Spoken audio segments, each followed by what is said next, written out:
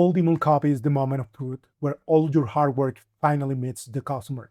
You can spend months on research, building your list, and setting up your tag, but all of that effort ends up inside a single message that has about 3 seconds to prove it belongs in an inbox. Most people fall into the trap where they spend weeks warming up domains and building sequences only to write a lazy email and wonder why the needle isn't moving. Other times, people write great copy but send it to the wrong list with bad data, which causes the whole system to fall flat. You need both good copy and good data because one cannot save a broken version of the other. I have built outbound systems that track every single step from the first sent email all the way to a closed deal.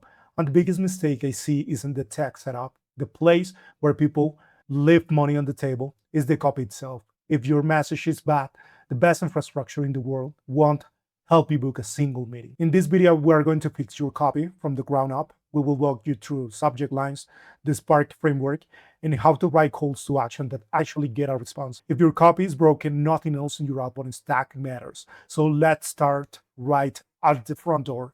Most people spend way too much time trying to be clever with their subject lines. They try to be funny or write something so flashy that the reader is forced to click.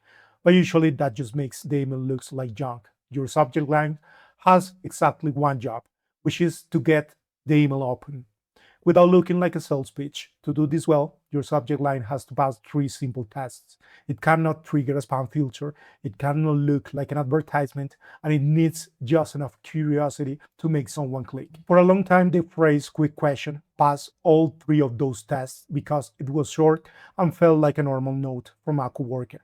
That changed when every salesperson on earth they started using it, and now that phrase sets off an alarm in most people's heads. It can still work sometimes, but you cannot rely on it as your only way to play anymore. You need a few different options in your rotation to keep things fresh. Question-based subject lines are a great place to start. Phrases like thoughts on your outbound or a quick question about your team work because they feel like a real conversation. They don't tell the reader exactly what is inside, which makes them want to find out. Reference-based subject lines are even better because they use timing to show you did your homework. When you use a line like saw the funding news or question on the Europe expansion, it proves the email was written for them today and wasn't just sitting in a sequence for 6 months. Value-based subject lines make a small promise of help. You could try idea for reduced insurance or a quick thought on your sales cycle to show the reader there is something useful inside. This works because they offer a benefit without giving away the whole pitch before the email is even open. The main rule for all of this is to be specific enough to matter, but vague enough to stay interesting. You want to start a question in their mind rather than answering one. The biggest shift you can make is to stop thinking like a marketer and start acting like a real person. Before you hit send, look at your subject line and ask if you will ever actually send that to a colleague. If it sounds like an ad, throw it out and start over. Once they click that subject line, the body of the email has to do the heavy lifting, and that is where the Spark framework comes in. The Spark framework is how you stop sending emails that people hate. It stands for specific, personal, actionable, relevant, and knowledgeable. If you hit most of these points, you have a strong email. But if you hit all 5, you have a winner. This system gives you a solid structure to follow without making your message look like a robot wrote it. Let's look at how this works in the real world. Being specific means you stay away from big empty claims that don't mean anything. If you say you help companies grow their money, you are saying the same thing as everyone else. A better way to say it is that you help software companies with 100 people grow their leads by 40% in 3 months. That is a real fact that someone can understand. Specific details build trust much faster than using fancy words to describe your results. Personalization is not just about using a tool to drop a first name into a blank space. When you just put a company name in a template, everyone knows it's a mail merge. Real personalization happens when you mention one small thing that shows you actually look at their business.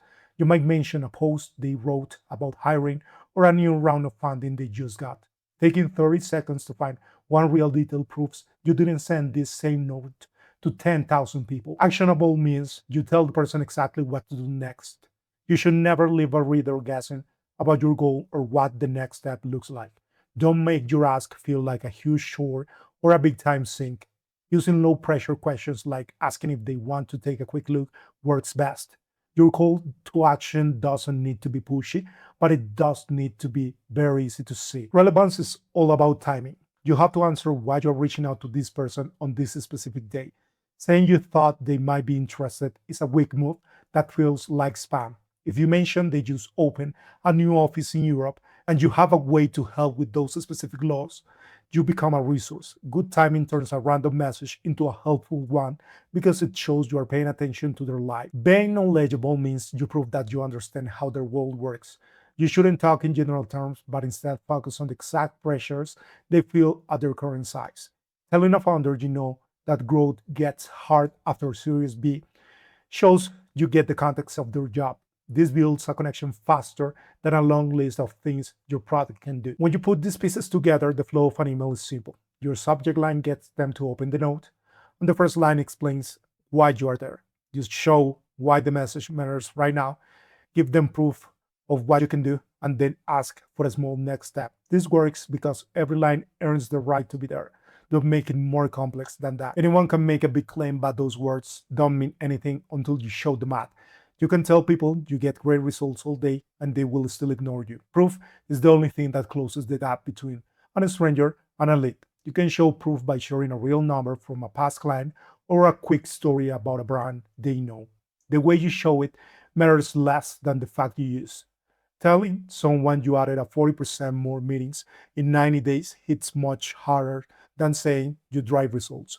You have to give people a solid fact they can hold on to so they know you are real. There are a few ways to be more persuasive without sounding like a salesperson. Social proof works because people like to follow patterns. So you should mention if you have helped 50 other companies just like theirs. Authority comes from real wins like a news feature or a big name client that everyone recognizes.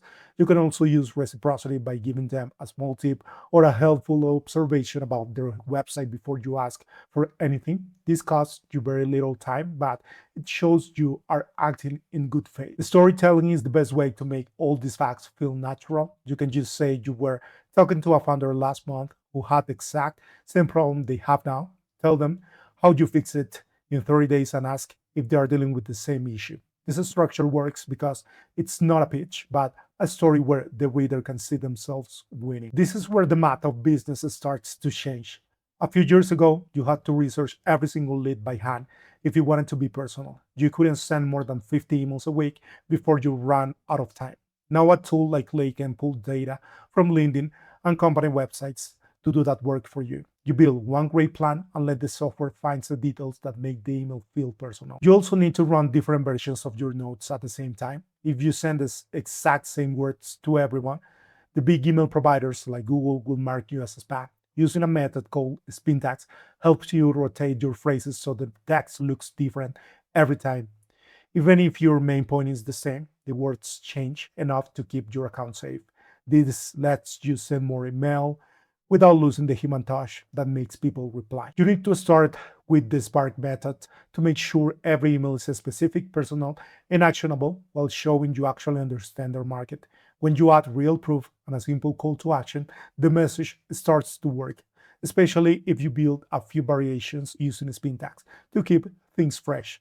You can let Clay handle the heavy research so every note feels like it was written just for the person reading it. The goal here isn't to write clever copy, but to make sure the right person realizes that your message actually matters to their business. Take your current cold email and run it through the Spark steps before you send your next cold email and see how the results change.